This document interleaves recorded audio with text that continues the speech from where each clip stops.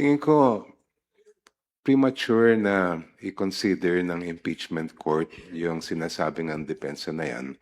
Para sa akin, dapat haharap muna si Vice Presidente.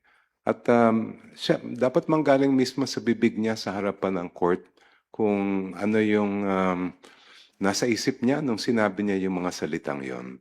At dapat rin na bigyan kami ng karapatan na i-cross-examine siya dun sa sinasabi nga niyang claims. Kung ano man yon, freedom of speech o kung meron pa siyang ibang paliwanag. A follow-up lang po.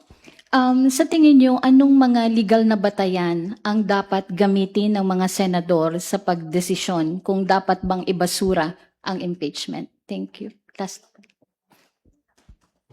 Well, I think the jurisprudence is clear that yung decision nila kung may conviction o acquittal ay nasa sa kanilang mismo yon, nasa kamay nila.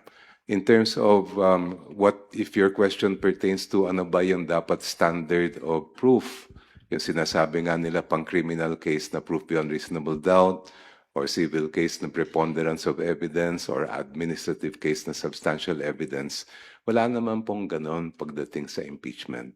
And that is really a matter that each and every senator judge will have to decide for herself or himself.